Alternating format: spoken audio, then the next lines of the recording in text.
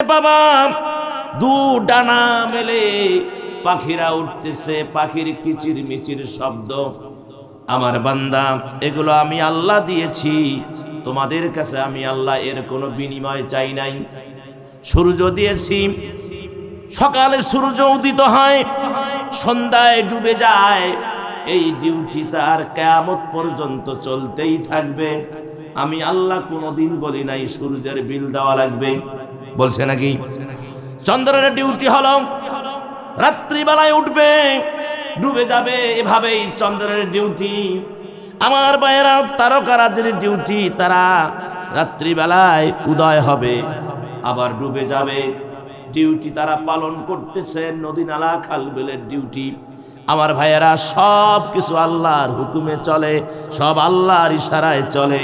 আল্লাহ বলে, বান্দারে সব কিছু তোমারে দিয়েছি, ও আমার বান্দা, শুধু তুমি আমি আল্লাহর নিয়ামতের শুকরিয়া আদায় করবা। আমি যে এগুলো দিছি, খাচ্ছ, আরাম করতেছো। গতকাল বলেছিলাম পীরগঞ্জে আমার ভাইয়েরা যে কাঁঠাল, 10টা কাঁঠাল আল্লাহ আপনার গাছে 10টা কাঁঠাল দিল, ঠিক কিনা? কয়টা কাঁঠাল দিছে? 10টা। 10টার মধ্যে 2টা মাদ্রাসায় দাও, ইতিম বাচ্চারা খাবে, আর 4টা আত্মীয়র মধ্যে দাও, আর 4টা স্ত্রী সন্তান সব মিলে ভেঙে খাও, আর আলহামদুলিল্লাহ বলো, শুকরিয়া আদায় করো।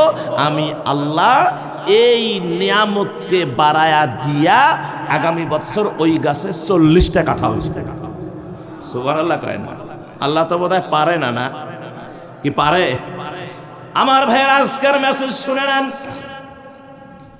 যে গাছে আপনার 4 বস্তা আম হলো, আপনি যদি পাশাপাশি মাদ্রাসায় দান, ইতিমদের, গরিবদের দান, ফকিরদের, মিসকিনদের দান, প্রতিবেশীর হক আদায় করেন, আল্লাহ রাব্বুল আলামিনের শুকরিয়া আদায় করেন। আল্লাহ রাব্বুল আলামিন বলেন, বান্দারি আগামী বছর 6 বস্তা আম দিয়ে দিব। আল্লাহ পারে কিনা জোরে বলেন? রব্বুল আলামিন আমাদের চোখ দিয়েছেন, নাক দিয়েছেন, নাকের ভিতরে পশম আছে, আছে না নাই? কেন পশম দিলেন? ডাক্তারি সায়েন্স কি বলে, কোরআন কি বলে, নবীজি কি বলে, আমার আল্লাহ কি বলেন? কেন নাকের ভিতরে কেন পশম দিলেন? কোশ্চিন কেন? এ ডাক্তারি সায়েন্স কি, কোরআন কি, হাদিস কি, রাসূল কি বলছেন? নাকের ভিতরে পশম, আল্লাহ সুবহানাহু ওয়া তাআলা এই পশমের মধ্যে ফেরেশতা বসায়া রাখছেন। সুবহানাল্লাহ কোন? ফেরেশতা বসায়া রেখে দিয়েছেন, যাতে করে আমার বান্দা, ও ফেরেশতা, আমার বান্দা সারাদিন মাঠে ময়দানে পরিশ্রম করে, মেশিন কলকারখানায় পরিশ্রম করে, অনেক রোগের জীবাণু এই বাতাসের সঙ্গে উড়ে বেড়ায়। তোমরা সতর্ক থাকবা। আল্লাহ পশমের মধ্যে এমন স্প্রে মেরে দিয়েছেন, সতর্কতা অবলম্বন করবা, একটা রোগের জীবাণু যেন আমার বান্দার নাকের ভিতর দিয়ে শরীরের ভিতরে গিয়ে শরীর অ্যাটাক করতে না পারে। তোমাদের ডিউটি তাই। সুবহানাল্লাহ। এই ডিউটিতে কে নিয়োগ দিয়েছেন? আল্লাহ। ভাইয়েরা আমার, শুধু এটাই না, এই যে আপনার পেটের ভিতরে পাকস্থলী আছে, আছে না নাই? আপনি সারাদিন খাচ্ছেন, আপেল খাচ্ছেন, কমলা খাচ্ছেন, গোশ খাচ্ছেন, এমন খিদা লাগছে, গোশ খাইতে একটা বড় গোস্ত ঠুমা দাঁতের মধ্যে চাবার আগে ভিতরে গেছে গা। এখন বলেন, সকালবেলা কি বাথরুমে ওই গোস্তের ঠুমা বাহির হয়? কি হয়? সব ডাইলেশন হয়ে যায়। আমরা সারা রাত ঘুমাই, আর আল্লাহর এই সৃষ্টিকে আল্লাহ হুকুম দিয়ে রাখছেন, তোমার ঘুম নাই। সুবহানাল্লাহ কও। তার কারণ আমার বান্দা ফজরে উঠবে, উঠে সালাত আদায় করবে, আর ভেতরে যদি এরকম কিছু থাকে, মুসরামুসরি হবে, এটা আমি আল্লাহ মানতে পারি না। বিধায় তোমার কাজ হলো বান্দা ঘুমাবে, তোমার কাজ হলো সারা রাত খালি পিসবা, ডাইলেশন করবা। ও আমার সৃষ্টি, তোমার ডিউটি হলো সারা রাত ডাইলেশন করা। তারপরে আমার বান্দা ফজরে উঠবে, প্রকৃতির ডাক যখন আসবে, বান্দা বাথরুমে যাবে, 2 নম্বর 1 নম্বরে যাবে, সব বাহির হবে, পেট ঠান্ডা, তো ইবাদত ভালো লাগবে। সুবহানাল্লাহ। আল্লাহর কত দয়া, হ্যাঁ, আল্লাহর কত মায়া। শুধু তাই নয়, বাস্তবতা। সম্মানিত মুসলমান ভাইয়েরা, আপনি যে গাড়িটা চালান, মোটর সাইকেল চালান, বাইসাইকেল চালান, প্রাইভেট কার চালান, ট্রাক চালান, আপনি যে বাস চালান, এই bus, truck, motorcycle, private car, bicycle, tyre আছে না নাই? কথা কোন আছে না নাই? এই টায়ার কি সব সময় থাকে না? মাঝে মাঝে চেঞ্জ করা লাগে। 6 মাস, 1 বছর, 2 বছর পরে হলেও চেঞ্জ করার প্রয়োজন হয় কিনা? যদি আপনি চেঞ্জ না করেন, নরম হবে, পাতলা হবে, ফেটে যাবে, বিপদের আশঙ্কা। আমার আল্লাহ কত বড় কারিগর, প্রত্যেকটা বান্দার পায়ের তলায় এমন টায়ার, এমন মোটা চামড়া টায়ার ফিট করে দিয়েছেন যেটা মরণ পর্যন্ত আর চেঞ্জ করার প্রয়োজন হয় না। আর একটু বলায়া দেখেন না, মোটা না পায়ের চামড়া। যদি আল্লাহ বলতো যে বান্দা তোমার টায়ার চেঞ্জ করা লাগবে, এক একটা টায়ারের দাম 3000 টাকা, 2 টায়ারে 6000, টাইম হলো 6 মাস, তাহলে আপনার বয়স কত হয়েছে? কত টাকা বাঁচিয়েছেন জানেন আপনি? কত টাকা বেঁচে গেছেন? শুকরিয়া কার হবে? আল্লাহ। আল্লাহ বলেন বান্দা সব তোমার, শুকরিয়া আমার। তোমার প্রশংসা নাই, আমি আল্লাহর প্রশংসা। এই পৃথিবীতে একজনেই শুধু নিজের প্রশংসা নিজেই করেন, তিনি হলেন আল্লাহ। প্রধানমন্ত্রী নিজের প্রশংসা নিজে করতে পারবে না। প্রেসিডেন্ট আমাদের চুপ্পু স্যার, উনিও নিজের প্রশংসা নিজেই করতে পারবেন না। কথা না কেন? হ্যাঁ, ওবায়দুল কাদের স্যার নিজের প্রশংসা নিজে করতে পারবে না, এই এখতিয়ার শরীয়ত দেয় নাই। একজন মাত্র, কেবলমাত্র, শুধুমাত্র নিজের প্রশংসা নিজেই করতে পারেন, তিনি হলেন আল্লাহ। তিনি কে? আল্লাহ। বিদায় আমার মুসলমান ভাইয়ারা, আল্লাহ রাব্বুল আলামিন বলেন, ও বান্দারে, লাইন শাকারতুম লা আযীদান্নাকুম ওয়ালা ইন কাফারতুম ইন্না আযাবি লাশাদীদ।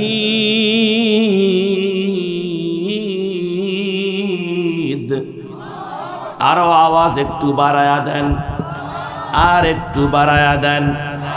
আমার ভাইয়েরা, আল্লাহ রাব্বুল আলামিন বলেন বান্দারে, আমি যে নিয়ামত তোমাদেরকে দিয়েছি, এই নিয়ামতের শুকরিয়া আদায় কর, আমি রব্বুল আলামিন তোমার এই নিয়ামতকে আরো বাড়ায়া দিব।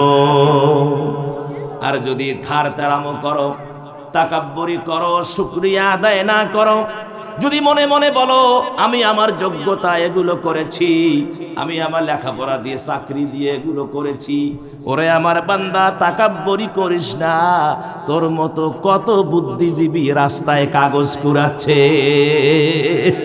তোর মতো কত বুদ্ধিজীবী রাস্তায় কাগজ করে বেড়াচ্ছে। কথা কন না কেন? তোর মতো কত চোখওয়ালা, নাকওয়ালা, মুখওয়ালা, হাতওয়ালা, বডিওয়ালা ভাঙা থালি হাতে নিয়ে বয়, ভাই 2টা পয়সা দেন ভাই, 2টা পয়সা দেন ভাই, 1টা টাকা দেন ভাই। আমার আল্লাহ ইচ্ছা করলে বেশি বুদ্ধির লেখাপড়ার গরম দেখা, আল্লাহ ইচ্ছা করলে ব্রেনের ভিতরে খালি একটা তার খালি খুলিয়ে আর এক জায়গাতে লাগাই দিবি, তাহলে শোক শেষ। কথা কন? আর আল্লাহ কোটিপতিকে ফকির বানাতে সেকেন্ডও সময় লাগে না। এই ইতিহাস আমরা অনেক দেখেছি, বাস্তবতা। সম্মানিত ভাইয়েরা, তাহলে শুকরিয়া কার? তাহলে প্রশংসা কার? আল্লাহ। আল্লাহ কোরআনে বলছে আলহামদুলিল্লাহি রাব্বিল আলামিন, সমস্ত প্রশংসা জগৎ সমূহের সেই প্রতিপালক রব্বুল আলামিনের জন্য। সকলে বলি আলহামদুলিল্লাহ। দরুদ আর সালাম নবীজির কদমে হৃদয়ের সমস্ত ভালোবাসা উজাড় করে দিয়ে সকলে বলছি সাল্লাল্লাহু আলাইহি ওয়াসাল্লাম। জোরে কি কোন মুখে কোনো সমস্যা আছে কি? আওয়াজে কোনো, আপনার দেহে কোনো রোগ আছে নাকি? একটু ইমানি জজ্বায় বলেন সাল্লাল্লাহু আলাইহি ওয়াসাল্লাম। আমার সম্মানিত ভাইয়েরা, আজকের আলোচনার 2টি বিষয় আপনাদের সামনে ধরায়া দিয়ে আমি আমার তেলাওয়াতকৃত আয়াত থেকে আলোচনা শুরু করব ইনশাআল্লাহ। শুরুতেই খুব মনোযোগ, 10,000 লোকের একটি কবর, অবাক করা কাণ্ড। কয় হাজার লোকের? এখানে কয় হাজার হবে? ধরেন 1-1.5 লোক হবে। 10,000 লোক কতগুলা? অনেক লোক। এই 10,000 লোকের কবর কয়টা? একটা মাত্র কবর। এটা আবার কোরআনের তাফসির, এটা আবার রাসূলের অমীয় বাণী, সাহাবাদের প্রশ্নের জবাবে হুজুর এই বয়ান করেছেন। জোরে বলেন সুবহানাল্লাহ। শুনবেন? শুনবেন? তাহলে অপেক্ষা করতে হবে। 2 নাম্বার পয়েন্ট হলো মানুষের অন্তর শুকিয়ে যায় যখন 5টা জিনিস তার শরীরে তার কাছে অনুপস্থিত থাকে। 5টা জিনিস যখন তার ভিতরে অনুপস্থিত থাকে তখন তার অন্তরটা, ইমানটা শুকিয়ে যায়, অন্তর শুকিয়ে যায়। সেই 5টা কি কি অনুপস্থিত থাকলে অন্তর শুকিয়ে যায়? আর 3 নাম্বার হলো আমার মা গো, যারা বসে আছেন আমার মায়েরা, নারীদের ধ্বংসের কারণ হলো মোট 8টা। একজন নারীর ধ্বংসের কারণ কয়টা? জোরে কোন কয়টা? একজন নারীর ধ্বংসের কারণ হলো 8টা। আর অন্তর শুকিয়ে যায় 5টা জিনিস যখন অনুপস্থিত থাকে। আর 10,000 লোকের একটা কবর। শুনতে রাজি আছেন? তাহলে একটু অপেক্ষা করতে হবে। আমি আগে আমার আলোচনাটা একটু ছেড়ে দেই, গোছগাছ করে নিয়ে আমি যে কোনো জায়গায় গিয়ে আপনাদের এই হিসাবগুলো ক্লিয়ার করে দেব ইনশাআল্লাহ। আমার সাথে সকলেই মনোযোগ দিয়ে পড়ুন। আউযু বিল্লাহি মিনাশ শাইতানির রাজিম। বিসমিল্লাহির রাহমানির রাহিম।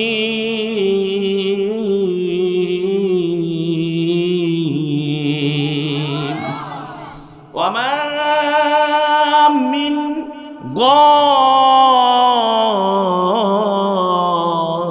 গায়বাতিন ফিস সামাই ওয়াল আরদি ইল্লা ফি কিতাবিম মুবিন। সূরা নামল আয়াত নাম্বার 75, 384 নাম্বার পৃষ্ঠা, 10 নাম্বার লাইন। সূরা নাম্বার হলো 27 নাম্বার সূরার ভিতরে 384 নাম্বার পৃষ্ঠা, 10 নাম্বার লাইনে আল্লাহ রাব্বুল আলামিন সূরা নামলের 75 নাম্বার আয়াতের ভিতরে বললেন, আকাশ এবং পৃথিবীর ভিতরে এমন কোনো ভেদ নাই, এমন কোনো গোপন বিষয় নাই যেটাকে আল্লাহ রাব্বুল আলামিন স্পষ্ট করে কোরআনুল কারীমের ভিতরে ঢুকায়া দেন নাই। পৃথিবীতে এমন কোনো কথা নাই, এমন কোনো বিষয় নাই, এমন কোনো শব্দ নাই, এমন কোনো কোটেশন নাই যেটা কোরআনের ভিতরে নাই। সব কিছুর কোটেশন কোরআনে আছে। শুধু এটাই না, আল্লাহ রাব্বুল আলামিন কোরআনুল কারীমের আরেক জায়গায় বললেন, ওয়ালা রাতবিন ওয়ালা ইয়াবিসিন ইল্লা ফি কিতাবিম মুবিন।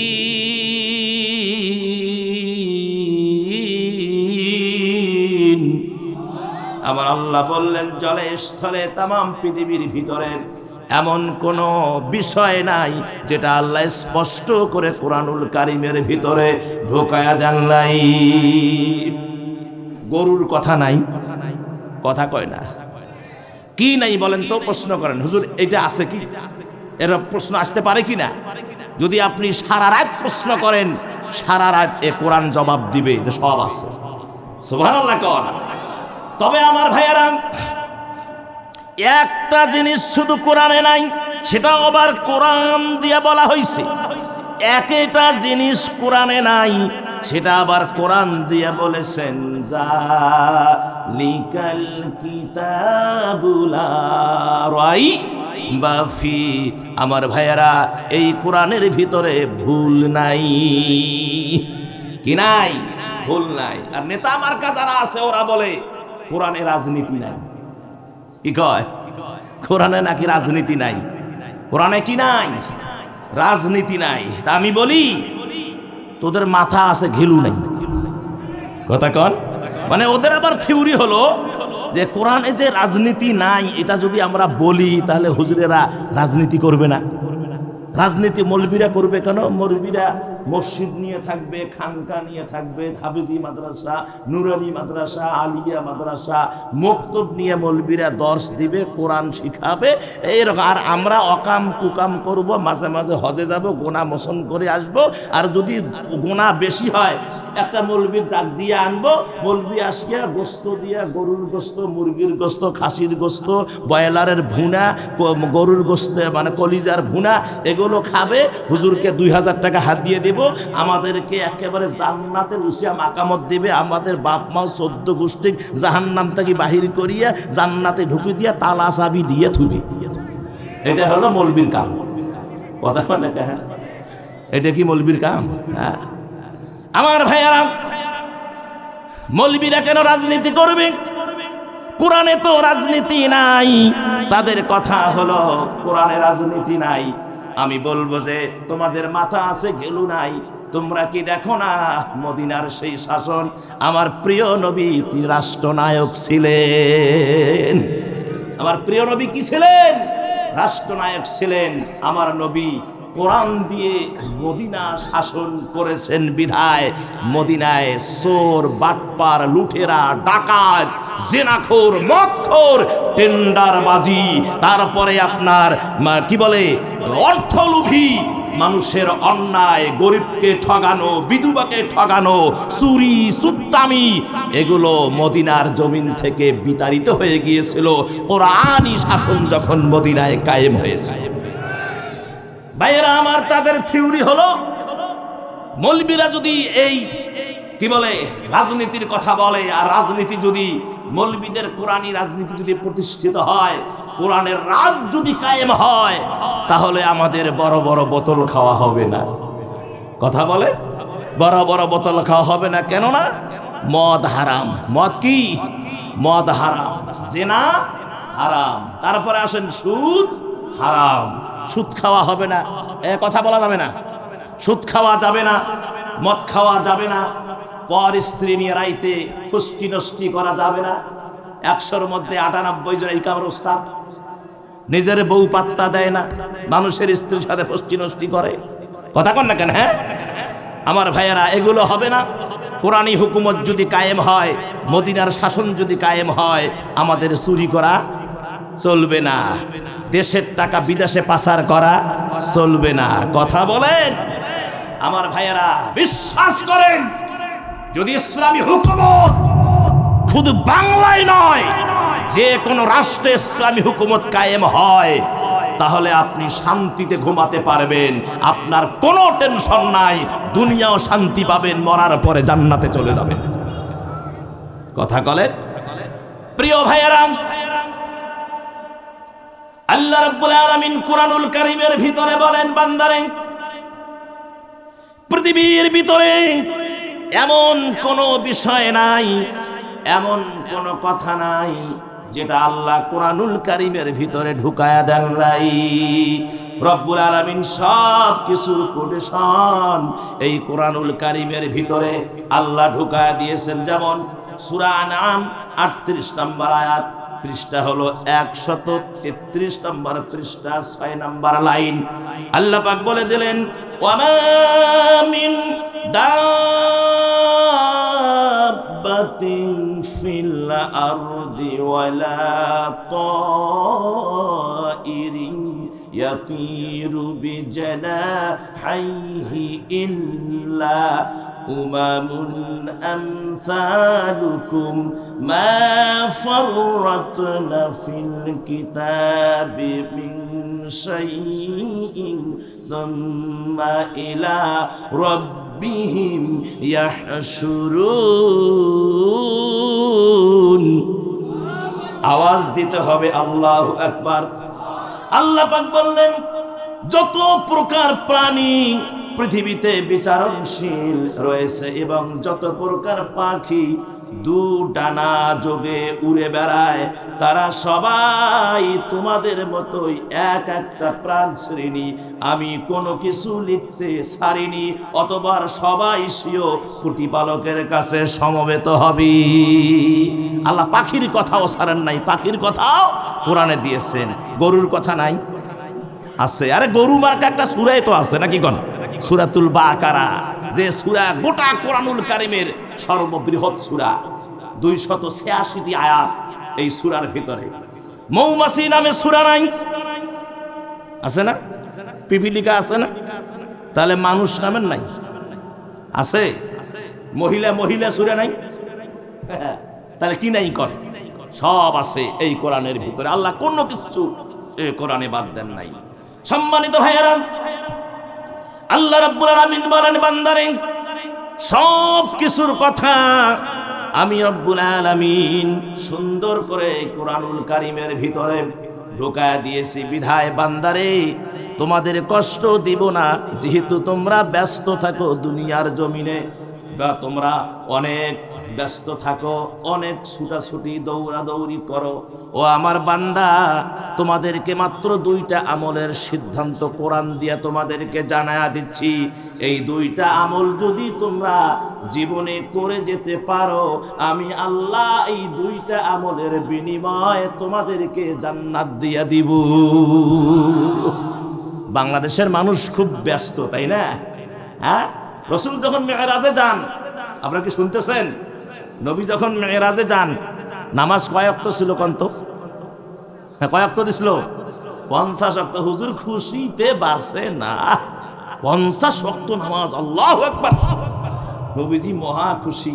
মুসা কয়, হুজুর আপনি খুশি হলে কি হবে, আপনার উম্মত পারবে না, এই 50 পারবে না, যান কমায়া নিয়ে আসেন। নবীজি গেলেন, গেতে গেতে 45 কমালেন। আগে কত? 5।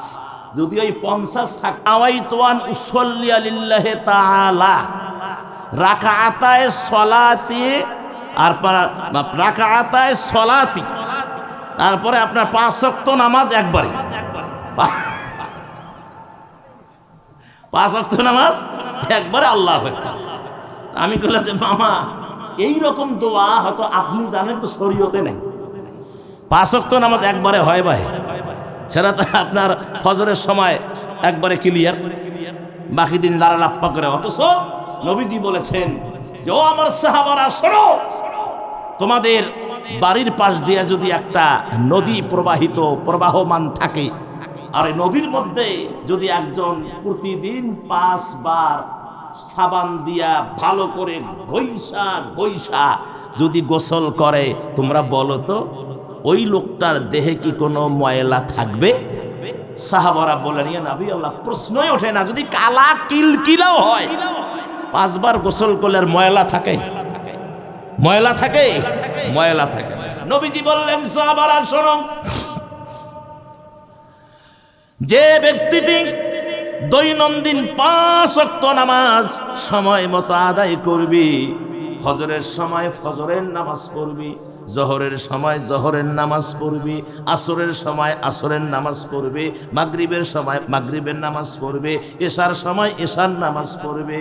আমার সাহাবীরা শোন, ওই ব্যক্তিটা তার দেহে কোনো রোগ থাকবে না।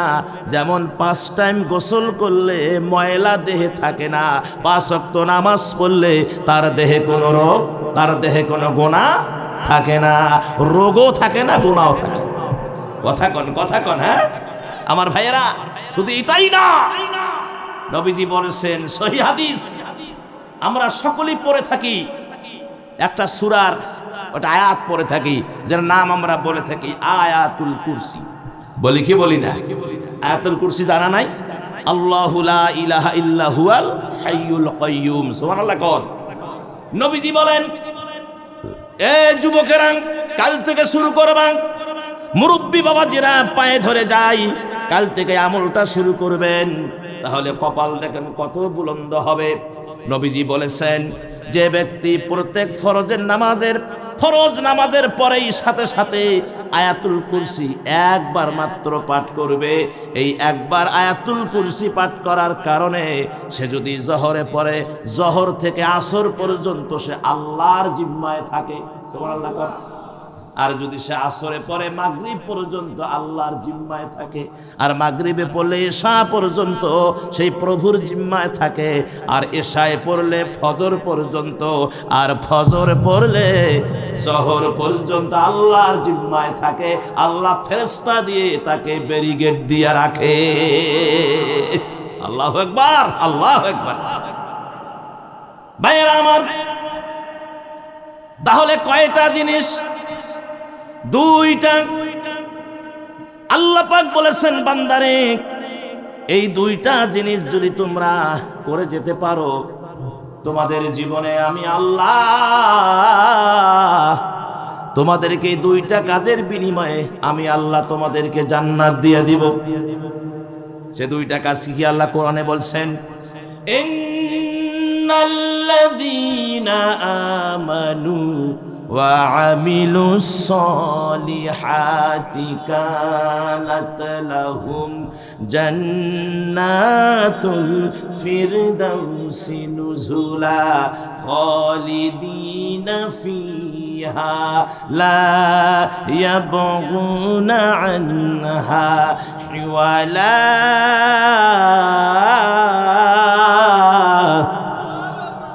আমার ভাইয়েরা, আল্লাহ পাক বললেন নিশ্চয়ই যাহারা ঈমান আনার পরে আমল করেছে। ঈমান আনার পরে কি আনবে?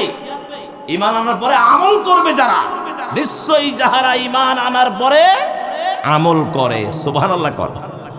ঈমান সবচাইতে বড় দৌলত মানুষের কাছে, মানুষের ঈমান। কথা বলে ঠিক কিনা? ঈমান বিশ্বাস সবচাইতে বড় দৌলত। এই ঈমান যার আছে তার সব আছে, যাদের ঈমান নাই তার কিচ্ছু নাই। ঈমান যার আছে তার কি আছে? সব আছে। ঈমান যার নাই তার কিচ্ছু নাই। আমার ভাইয়েরা, আপনার ঘরে শোকেস আছে, আলমারি আছে, টেবিল আছে, ফ্রিজ আছে, এলইডি টিভি আছে, খাট পালং আছে, সোনা দানা আছে, টাকা পয়সায় ভরপুর, কিন্তু ঈমান নাই। কথা কন না কেন? আমার ভাইয়েরা, প্রিয় নবী মুহাম্মদ রাসূলুল্লাহ সাল্লাল্লাহু আলাইহি ওয়াসাল্লাম বলেছেন, তোমাদের ঘরে কিছু নাই কিন্তু তোমাদের ঈমানটা আছে। নবী বলেন, তার মতো দামি মানুষ আর পৃথিবীর জমিনে নাই। আমার ভাইয়েরা, তাকায়া দেখেন, নবীজির ঘরে কিছুই ছিল না। ছিল নাকি? নবীজির ঘরে কিছুই ছিল না। সোনা দানা ছিল না, টাকা পয়সা ছিল না, ঘরও ঠিক রকম না, খেজুরের পাতার চাটাইয়ের ঘর। একদিন হযরত ওমর রাদিয়াল্লাহু আনহু আসলেন, এসে হুজুরকে সালাম দিয়ে হুজুর অনুমতি দিলেন, ঘরে ঢুকলেন। আর হযরত ওমর যখন ঢুকেছেন, নবীজি উঠলেন বিছানা থেকে। ওঠার সাথে সাথে ওমর ডুকরে ডুকরে কেঁদে উঠলেন। নবীজি বলেন, ওমর রে, কেন তুমি কান্দো? ওমর বললেন, নবী গো, আমার আর ভালো লাগে না, আমি আর সহ্য করতে পারছি না গো ইয়া নবী আল্লাহ। নবীজি বললেন, ওমর কি হয়েছে খুলে বলো। নবীজি বললেন, ইয়া নবী আল্লাহ, আপনার গাল মোবারকে, আপনার পিঠ মোবারকে খেজুরের চাটাইয়ের উপরে একটা চাদরও ছিল না। হুজুর শুয়েছিলেন, আর এই শুয়ে থাকার কারণে ওই খেজুরের চাটাইয়ের দাগ হুজুরের গাল মোবারক, তার পিঠ মোবারকে বড় বড় হয়ে দেখা যাচ্ছিল। ওমর বলল, নবী গো, কাফেরেরা কত শান্তি করলো গো নবী, আপনি রহমাতুল লিল আলামিন, আপনি এভাবে শুয়ে আছেন, আমি ওমর আর সহ্য করতে পারছি না। ইয়া নবী আল্লাহ, আপনি যদি অনুমতি দেন তাহলে আমি আগামীকাল আপনার জন্য একটা তোশক বানায় নিয়ে আসি। নবী বললেন, ওমর রে, আমি এই পৃথিবীর জমিনে শান্তি করতে আসি নাই, আমি এসেছি উম্মতের কান্ডারি হিসাবে। আমি শান্তি করতে আসি নাই ওমর, আমি এসেছি কিসের জন্য? উম্মতের কান্ডারি হিসাবে পৃথিবীতে এসেছি। ওমর, টেনশন নাই, আমি যদি আল্লাহর কাছে চাই না, আল্লাহ আমাকে আসমান পর্যন্ত স্মরণের বিল্ডিং বানায় দিতে সেকেন্ডও দেরি করবে না। কিন্তু আমার হিসাব হলো, নবীজির হিসাব হলো কি জানেন? আমরা তো সবাই চাই খালি বড় লোক হওয়ার জন্য। একজনে কোনোদিন দোয়া করছিলেন যে আল্লাহ আমার গরিব বানাও। কি এই কথা কোন না কেন? এটা পাগলও তো কোনোদিন দোয়া করে যে আল্লাহ আমারে গরিব বানাও। ওই পাগলেরও ধান্দা ওই পয়সা খুঁজি বানায়, মানে আসল ঠিক কথা কন না কেন? বিশ্বাস করেন কেউ বলছেন, কেউ কি বলেছেন যে আমাকে গরিব বানাও? এই পৃথিবীর জমিনে একজন শুধু বলেছেন, আল্লাহ তুমি আমারে গরিব বানাও, তুমি আমারে গরিব বানায়ো, তুমি আমারে গরিবী জিন্দেগি দিও। ওগো আমার আল্লাহ, তুমি আমারে গরিবদের সাথে জান্নাত দিও। জোরে কোন সুবহানাল্লাহ। তিনি কে? তিনি হলেন মুহাম্মদুর রাসূলুল্লাহ সাল্লাল্লাহু। কি হয়েছে? কি হয়েছে? এখানে যদি বন্যা হয় ওয়াজ হবে। কি থাকতে পারবেন? কারা কারা দৌড়াবেন? হাত তোলেন। ওই যে হাত তুলছে একজন। আমি যদি এখানে বসে থাকি আপনারা থাকবেন? যদি এখানে তুফান হয়, যদি বৃষ্টিতে সয়লাভ হয়, কমর থেকে যদি পানি হয়, কারা কারা কোরআন শুনবেন? দুটো হাত তুলে দেখান।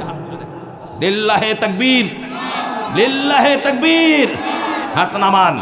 আল্লাহর পক্ষ থেকে যা হয় এটা বান্দার জন্য রহমত। কি কারণ কি? এটা বান্দার জন্য কি?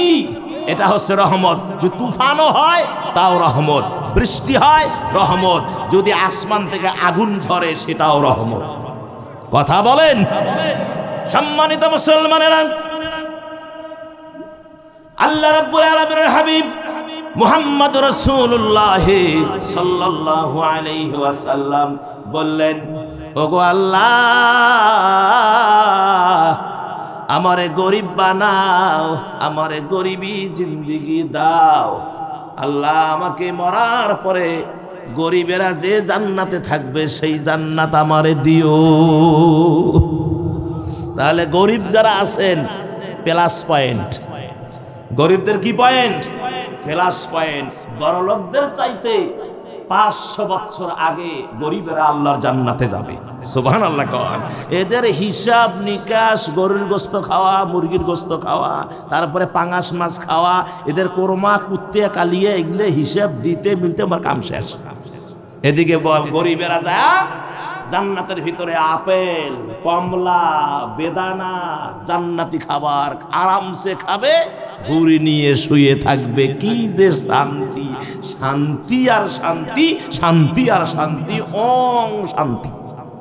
এ কয় না হিন্দু ভাইয়েরা, কয় না ওং শান্তি, মানে এটা ভালো শান্তি। কথা কয় না কে? সম্মানিত মুসলমান ভাইয়েরা, কোনো টেনশন নাই, দুঃখ নাই, কষ্ট নাই। গরিবেরা তোরা গাড়িতে চড়তে পারো না, প্লেনে চড়তে পারো না, এয়ার কন্ডিশনে ঘুমাতে পারো না, দুঃখ করো না। আল্লাহ রাব্বুল আলামিন তোমাদের জন্য এয়ার কন্ডিশনের ব্যবস্থা করে রেখে দিয়েছেন। আমি এই হাদিসটা বলে দিই, আবার ফিরে আসতেছি। নবীজির 3 নাতি। কয় নাতি? জোরে কর। 3 নাতি। উসমানের বেটা আব্দুল্লাহ, মা হযরত আলীর ছেলে হাসান এবং হুসাইন। তাহলে কয়জন হলো? এই একই বয়সে 3 জন খেলতেছিল মরুভূমির বালুকণায়। আমার ভাইয়েরা, 2 ভাই গরিব মানুষ। আলীর বাড়িতে, মা ফাতেমার হাড়িতে অনেক সময় 1 দিন, 2 দিন, 3 দিন পর্যন্ত চুলায় আগুন জ্বলে না। মানে চুলায় আগুন জ্বলে না মানে রান্না হয় না। আমার ভাই উপবাস থাকে, ছোট ছোট বাচ্চা এরা উপবাস থাকে। আমার ভাইজান এই 3 জনে খেলতেছিল। ওসমান হলো ধনী মানুষ, তার বেটা আব্দুল্লাহ গর্ব করে বলেছে, তোরা তো ফকির মানুষ, ঠিক মতো খাইতে পারো না, আমি দেখো কত কি খাই, আমার চেহারা দেখো নাদুস নুদুস। আমার ভাইয়েরা এইটা মাইন্ডে লেগেছে হাসান এবং হুসাইনের। নবীজি বসে আছেন, 2 ভাই গিয়ে হুজুরের 2 সরুর উপরে বসে পড়লেন, দাড়ি ধরে টানতেছেন, কান ধরে টানতেছেন, হুজুরের গালে চুমা দিয়ে কেঁদে কেঁদে বলেন,